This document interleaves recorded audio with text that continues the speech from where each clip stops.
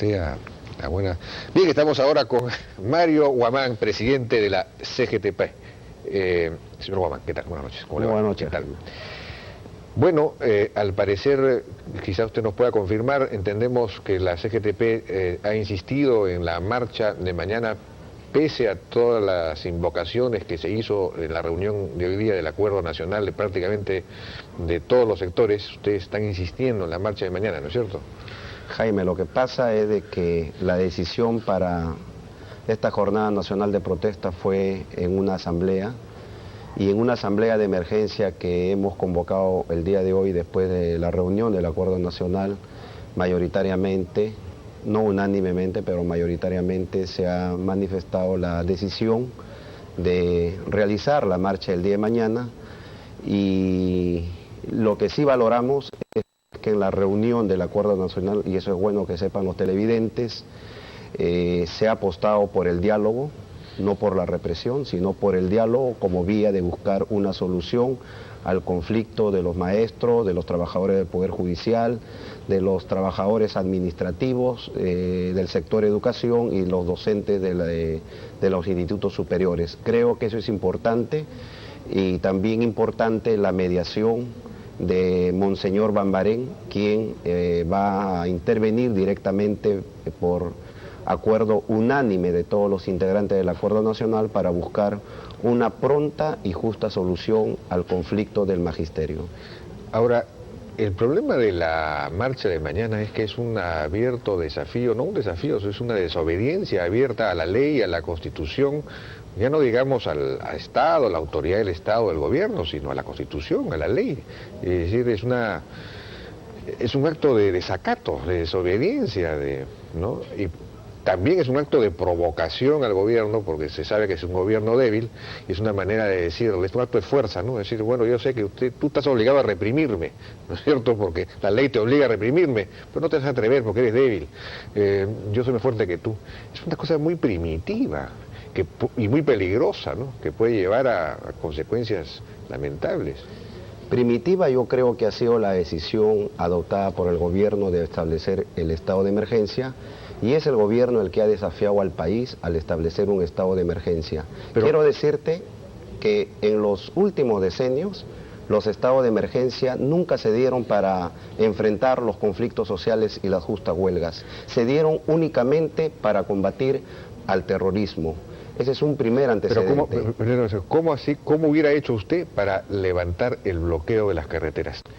Las carreteras bloqueadas en 64 puntos. La policía no tenía capacidad de actuación. ¿Cómo hubiera hecho usted? ¿No le quedaba otra alternativa al gobierno? Bien sencillo, Jaime. Bien sencillo. ¿Cuál? La huelga estaba anunciada. Primero que nada, la huelga estuvo anunciada durante muchos meses. El gobierno fue incapaz de atender vía el diálogo las reclamaciones del sector agrario. Una primera situación. Segundo, ya la huelga anunciada para que se efectivice, se sabía los puntos claves de los bloqueos, y tuvo que haber acción policial desde un día antes en esos puntos, digamos, donde iban a darse los bloqueos. 64 puntos, señor Huamán. No hay ningún problema para que la policía actúe en los 64 puntos y pueda realmente... ¿Cómo que no? No tiene capacidad. Sí tiene capacidad. Si hay lo que pasa, o se ha dejado hacer para que esto motive el estado de emergencia, o ha habido incapacidad. Yo me inclino, Jaime, de que ha habido incapacidad, porque de repente está al frente del ministerio una persona que sencillamente no garantiza ni la reforma, ni garantiza una idoneidad en la conducción de un ministerio tan clave. Señor Huamán, yo no recuerdo en mi historia personal, me parece que soy un poquito más viejo que usted, lamentablemente, pero así era, ningún gobierno que haya dialogado tanto. No recuerdo, por lo menos comparemos con los últimos 10 años, ¿no? Este gobierno dialoga permanentemente. El ministro de Agricultura había estado dialogando durante semanas y meses con estos gremios, incluso una serie de otros gremios agrícolas que no se plegaron porque estaban también en el diálogo. Se plegaron solamente las juntas de usuarios, ¿no es cierto? Eso es cierto. Se habían resuelto 9 de los 10 puntos del pliego. Quedaba solamente el tema del IGB, básicamente, porque todo lo demás prácticamente estaba resuelto. Entonces, diálogo había habido. Aquí ha habido una medida de fuerza simplemente inesperada por el gobierno, porque si estaba habiendo diálogo, se ha querido imponer la solución cerrando las carreteras. Una vez cerradas las carreteras con las escenas que hemos escuchado por la televisión y por la radio, había que hacer algo, no se podía el gobierno quedar de brazos cruzados, porque entonces ahí sí se prestaba eso al caos generalizado, a los saqueos en los mercados, una vez que faltaran el abastecimiento, eso sí hubiera degenerado de una manera absolutamente incontrolable, entonces había que hacer algo. Sí, Jaime, era la prevención y actuar desde un primer momento, ¿no? Pero no se hizo. No tiene... Ahora, Jaime, yo sí quiero decirte algo de parte de la central, y lo hemos dicho en su momento. No justificamos, condenamos las acciones de vandalismo y todas las acciones ilegales y de saqueo que se produjeron. Los peruanos y los bloqueos también son ilegales. Los peruanos están por las protestas, están por cambios que requiere el país, pero no están porque se haga daño a la propiedad pública y privada y todo lo que se hizo por determinado grupo de gente que tendrá que ser identificada y tendrá que ponerse a disposición de la justicia. La marcha de mañana es ilegal también. Pero no, Jaime, no es así. Yo quiero hacer recordar a la opinión pública de que en las 2 últimas décadas, en el gobierno del señor Belaúnde, en el gobierno del señor Alan García y en el gobierno del propio señor Fujimori, cuando se establecieron los estados de emergencia, daban garantías y autorizaciones para las marchas de los gremios. Se daba. Y en este propio gobierno, la semana pasada, se ha dado autorización para que en Loreto marchen los pobladores por sus justas demandas. Ya ha habido este antecedente. O sea, no es ni subversivo, ni es incumplir la ley, ni nada. Las marchas están restringidas, mas no prohibidas. Y como ha dicho muy bien el defensor adjunto del pueblo, Samuel Abad, procede vía un permiso especial y una voluntad manifiesta del gobierno. Nuestra voluntad es que esta sea una marcha pacífica, ordenada, civilizada, sí, y les digo a los maestros que su problema está encaminándose a una solución que esperamos llegue pronto, y les pedimos a los que van a estar mañana en la Plaza 2 de Mayo desde las 11, que vayan sin portar digamos, nada que huela a provocación. Aquellos que quisieran generar alguna violencia, que se abstengan, porque serán filmados, detectados, expulsados y puestos a disposición de la justicia. Porque una marcha cuando es pacífica... ¿Ustedes los van a filmar? ¿Cómo no? ¿Ah, una sí? marcha... ¿Ustedes tienen equipos para filmar? Por supuesto. ¿Ah, sí? ¿Por qué no? La tecnología... Ya están ustedes igual que Montesinos, filmando todo. No, pues... o con el servicio de inteligencia. Jaime, cuando se critica mucho, esas críticas cuando son justas hay que aceptarlas. Cuando hay gente, un grupito de gente que descalifica con sus actos de provocaciones una justa marcha, usted sabe que va hay que tomar, Jaime, hay que tomar medidas, ¿no? Usted sabe que va a ser así. Y no es justo tomar una medida de filmar mañana además vamos a ser acompañados por la Defensoría del Pueblo. En las propias marchas de construcción civil, que es su gremio, no pueden ustedes controlar esas marchas porque siempre ocurren desmanes, violaciones de la propiedad privada, destrucción. Como una marcha mucho más grande que sería en teoría la de mañana, menos aún van a poder controlar, ustedes lo saben perfectamente, y sin embargo insisten en estas medidas. Se va a controlar, Jaime. ¿Cómo se va a controlar? Explíqueme cómo. Bueno, va a haber un cuerpo de seguridad numeroso. Siempre dicen lo mismo y nunca ocurre nada, es decir, nunca pueden controlar. Yo te digo algo, las últimas marchas de la CGTP en todo lo que va de este periodo han sido marchas pacíficas. Ninguna ha tenido ningún desborde. La huelga de los maestros puede catalogarse de violentistas, de transgresores de las leyes. No, son pacíficas, son tranquilas. Y ellos son los que van a estar en primera fila mañana en la marcha. Van a ser los maestros del SUTE, los trabajadores del Poder Judicial, los trabajadores administrativos. Usted sabe perfectamente que, si bien es cierto el argumento teórico de que incluso dentro de un estado de emergencia el gobierno puede autorizar una marcha, cuando se da un estado de emergencia, cuando el gobierno da un estado de emergencia, lo que ha querido de alguna manera es pacificar el país, establecer un punto de partida para no restablecer porque nunca se interrumpió el diálogo con el SUTEP, nunca se interrumpió.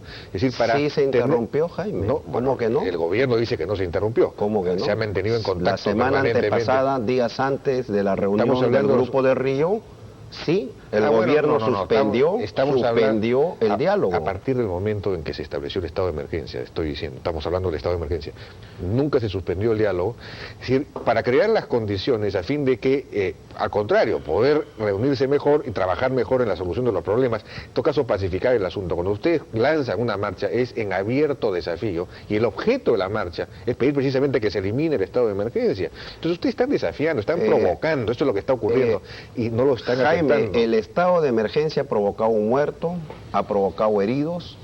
Los soldados, se ha cometido un error a poner a las Fuerzas Armadas a cuidar el orden interno cuando ellos están preparados para enfrentar para otras tareas. El orden interno para tratar con los ciudadanos, el que está preparado es la policía. Creo que tuvo que ser la policía la que tenía que continuar en el orden interno, con el apoyo de repente de las Fuerzas Armadas y no al revés. Y los estados de emergencia siempre en la memoria colectiva de los peruanos, que la rechazan por eso mayoritariamente, ese establecimiento ahora del estado de emergencia, trae a la memoria desaparecidos, trae a la memoria muertos, trae a la memoria represión. Tengamos en cuenta esos aspectos del por qué crees tú que rechaza la mayoría de la población el estado de emergencia. La población está más o menos dividida en cuanto al estado de emergencia. Pero la mayoría no está por el estado de emergencia. La voz del pueblo es la voz de Dios. Hay una pequeña mayoría efectivamente en contra. Que no solamente convenga que la voz del pueblo es la voz de Dios cuando no. Señor Guamán, es una atribución constitucional y legal. Es legal, pero no es legítima. Bueno, pues, pero ustedes están obligados, como todos los peruanos, a acatar. Jaime, entonces, si ustedes no acatan, están desafiando abiertamente la ley, se ponen ustedes al margen de la ley. La semana pasada hemos ido a la prefectura. Eso es un acto de provocación abierta. No. La semana pasada hemos ido a la prefectura a entregar nuestra comunicación. El día de hoy hemos insistido, no quieren ni recibir. Sí nos ha recibido el defensor del pueblo, en la Defensoría del Pueblo, han dado la opinión respectiva de que todo tiene que ver con una autorización de la autoridad política. Hemos pedido al propio presidente de la República el día de hoy y a los ministros de varios sectores de que para que haya una marcha pacífica, tranquila y dar una buena imagen al exterior, debe de prestarse las garantías con el compromiso expreso de que será pacífica y si no lo es, asumiremos nuestras responsabilidades. Estará nuestra cabeza de por medio. El defensor, ¿cuántas veces han tenido que asumir responsabilidades que finalmente no se asumen? ¿Y alguna vez la hemos eludido? Pero cada vez que hay destrucción y violencia en estas marchas, ¿cuándo hemos visto caer a un dirigente sindical? Nunca. ¿Tú crees nunca? Que no? Bueno, usted está ahí permanentemente, ¿hace cuánto tiempo? No mucho. No ha caído hasta ahora. Es en la CGTP apenas año y medio. Tampoco deseo que caiga, pero si seguimos su propio razonamiento ya debió haber caído. Pero el tema es... ¿Tú lo deseas de repente? Yo no, en absoluto. No. El tema es el siguiente. Estamos dando un espectáculo lamentable, ¿no es cierto? Hemos recuperado efectivamente la democracia, pero nos hemos ido exactamente al otro lado, ¿no es cierto? Somos incapaces de construir realmente una democracia, ¿no? Se quieren imponer las cosas por la fuerza, de un lado y quizá también del otro. Entonces estamos dando un espectáculo lamentable ante el cual un país que empezaba a crecer con tasas más o menos... Que sigue creciendo. ¿Usted está de acuerdo o no está de acuerdo que la única manera de aumentar a los maestros, de aumentar a los policías, porque no son solo los maestros, los policías, sector salud, trabajadores judiciales, etcétera, es mediante un incremento de la recaudación tributaria, que solo puede venir si es que las empresas y los ciudadanos pagan más impuestos, que solamente puede venir si es que hay más inversión privada, que genere más empresas, más utilidades y por lo tanto más impuestos, ¿no es cierto? Entonces, la única... Digamos, aquí estamos discutiendo todos acerca de cómo repartir la pobreza, a qué ministerio le vamos a quitar, a qué programa le vamos a quitar para poder aumentar a los maestros, cuando deberíamos estar discutiendo acerca de cómo hacer para generar riqueza. Y con este tipo de actitudes estamos ahuyentando a todo el mundo, ¿no es cierto?, de la inversión. Es bueno señalar de que como CGTP hemos hecho llegar propuestas al gobierno de cambios en la economía justamente para generar mayores ingresos. Y como tú bien has dicho, una tiene que ver necesariamente con la reforma tributaria.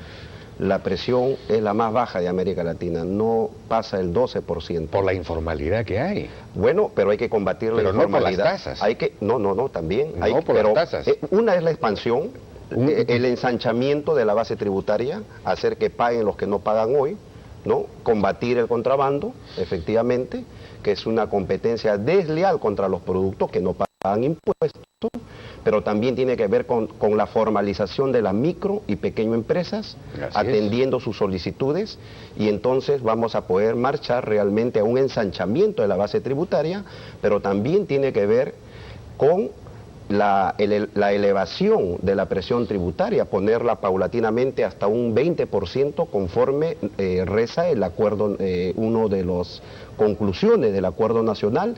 Tiene que revisarse esos contratos leoninos que están contra los intereses del país, que dejó Fujimori con algunas empresas bajo el sistema de la doble depreciación. Eso ya, y los contratos ya se han extinguido casi todos. No, la minera Barry Misquichilca debe 145 millones y según la jefa de la SUNAT, más de 1.400 millones viene dejando de recaudar el fisco.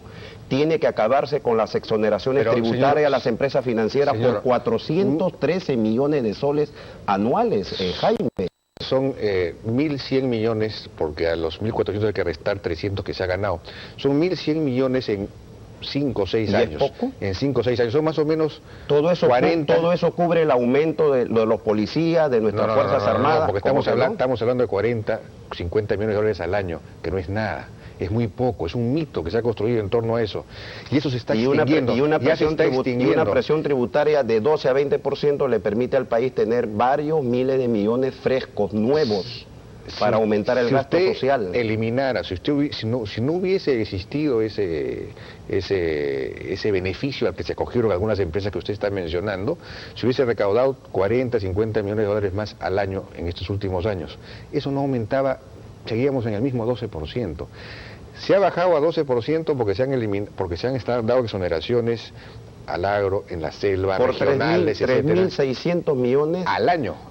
Al año. De los cuales 418 millones se exoneran de impuestos por IGB y por impuesto a la renta al sistema financiero. 418 millones, de ahí hay para aumentar a la policía y a los trabajadores del sector salud. En el presupuesto del otro año tiene que acabarse con ese tipo de exoneraciones. Todas las exoneraciones regionales, ¿cierto? Ahí estamos completamente de acuerdo. Tiene que reestructurar, no, en todo no, porque hay sectores como Tacna y la selva donde de repente con mucho tino, con muchas pinzas, hay que ver una salida. Usted quiere aumentar. Bueno, le estamos pasando la receta al señor Silva Arruete, que debe ser más imaginativo en el tema de la deuda externa. Él dijo que nada se puede hacer y nosotros le decíamos, señor, se puede hacer canje por deuda, por exportaciones, por inversiones. Y el presidente de la República dijo en la cumbre de Río, un 20% del pago de las deudas puede ser para inversión. Vea usted la presión, las propuestas no han caído en saco roto, algo se avanza. Algo se avanza. No es solamente que salimos, pues, como tú dices, con el palo, el fierro en las calles, también hacemos propuestas. Son 3.500 millones o casi 4.000 millones de soles en exoneraciones regionales, regionales y sectoriales al año. Y han venido siendo, porque ya se están acabando, esas exoneraciones a las empresas que usted mencionó al principio, no pasan, 413 millones. No pasan de 150 millones de soles al año. Entonces, compare usted 3.500... 413 millones de soles, que es el 12% del total de las exoneraciones, que asciende a un poco más de 3.500 millones al año. De las empresas... Que está en el presupuesto pero de las empresas financieras. Estamos hablando de 3.500, 4.000 millones de soles. Así es. Que todos los años se dejan de recaudar. Eso podría ayudar efectivamente a aumentar. Entonces, pongámonos de acuerdo pues en restablecer eso, ¿no es cierto? En eliminar esas exoneraciones, porque ahí está el grueso. Lo demás es muy poco, ¿no? Estamos abordando problemas coyunturales. Ojalá que la huelga se solucione, la paz retorne, pero queda pendiente un problema político que tiene que ver con un cambio de gabinete plural que encare que encare la solución de la crisis política, que encare una serie de problemas pendientes. La baja credibilidad, Jaime, atenta contra la legitimidad. Ese es un tema de fondo que será materia de que tú lo toques en otro momento. Y yo con todo gusto para sugerirle al gobierno de qué manera tiene que enfrentarse ese tema. En eso sí hay acuerdo total de todo el mundo. Una última precisión. Se debería establecer, no se planteó ahora en la reunión del acuerdo, un cronograma de aumento para maestros, policías, trabajadores de salud, judiciales, de aquí hasta el 2006, por ejemplo, en función de incremento del PBI, es decir, si el PBI crece, digamos, 7%, se puede aumentar tanto, si crece menos, y así varios escenarios en función del incremento del PBI, lo cual nos pondría a todos a trabajar, a pensar cómo hacemos para que crezca el PBI, para que se pueda aumentar más a la gente. Está en agenda. Está en agenda y es un acuerdo, es una de las conclusiones del acuerdo nacional, que creo que tenemos que priorizar 29, 30 políticas, muy gaseoso, no se entiende, pero el tema de la educación, el tema de la salud, el tema de aumentar la recaudación bajo el sistema que tú dices, son temas prioritarios para realmente también reactivar la economía y generar empleo. De acuerdo. Bien, señor Guamán, muchísimas gracias por su participación en la hora N. Muchas gracias. Fue Mario Guamán, presidente de la CGTP. Vamos a una pausa, regresamos con Jaime Saavedra de Grade para ver la evolución de los sueldos de los maestros.